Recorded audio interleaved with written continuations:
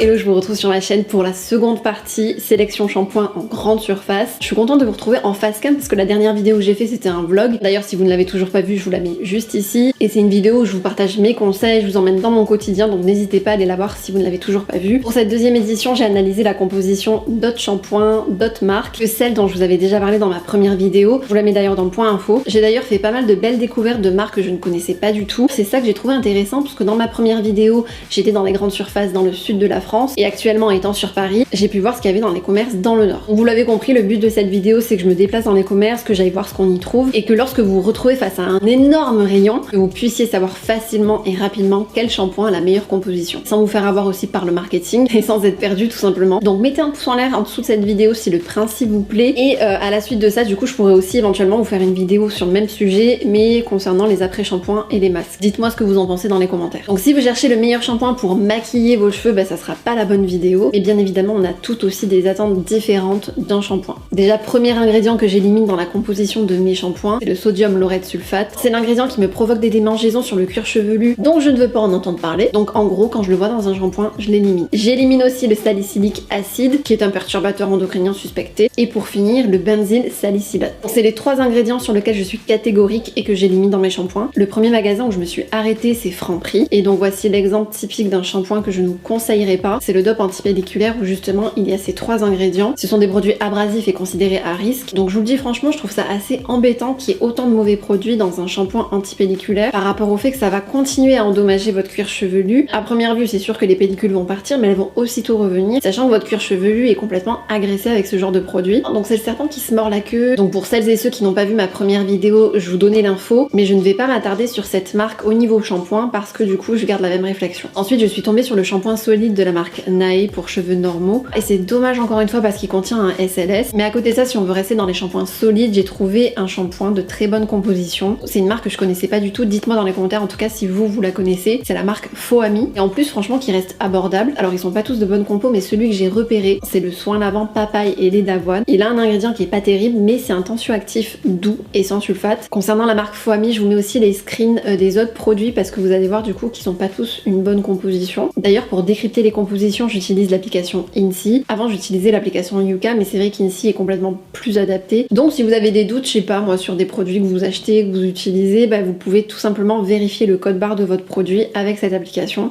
Et je trouve que c'est hyper pratique. Et ensuite, par rapport à ce produit, donc il reste des allergènes, des parfums, des colorants. Donc, c'est à vous, en fonction de chaque personne, après, de vous renseigner si ça peut vous convenir ou pas. Ce serait dommage de faire des allergies. Concernant maintenant les produits L'Oréal, bon, ben, ils ne conviennent pas du tout à mes critères, malgré que j'en ai beaucoup utilisé quand j'étais plus jeune. Donc, je vous montre les screens des produits, mais en tout cas, pour cette vidéo, je passe mon chemin aussi. Et c'est pareil avec la marque Head & Shoulders, ça ne me convient pas du tout. Donc, si vous voulez plus de renseignements sur la compo, n'hésitez pas du coup à aller voir la première vidéo. Pour conclure avec Franprix, j'ai trouvé un shampoing pas trop mal, plutôt bien même du coup de la marque Timothée et franchement ça m'a énormément surpris. Je trouve qu'ils ont fait un pas en avant avec ce shampoing parce que certains de leurs produits ont vraiment une très mauvaise composition, mais là le shampoing miel et jojoba de Timothée Bio, il est plutôt pas mal. Et là le seul ingrédient qu'on peut lui reprocher, et là je vais regarder ma fiche parce que je crois que c'est le mot le plus long de la langue française, c'est la guar hydroxypropyl trimonium. Mais il fait partie des molécules de synthèse faisant exception dans le cahier des charges Cosmo, donc il est autorisé en bio. Alors il possède aussi de l'ammonium lauryl sulfate et là je vous vois arriver, il y a lauryl sulfate, mais rassurez-vous c'est le faux frère du SLS, donc il est moins irritant et en plus il est autorisé en bio. Donc en résumé chez Franprix qui a quand même un rayon assez petit en termes de shampoing, je vous conseille le shampoing solide à la papaye et au lait d'avoine de la marque Faux Ami et le shampoing Timothée Bio, miel et jojoba. Ensuite je suis allée chez Monoprix et là le rayon shampoing était beaucoup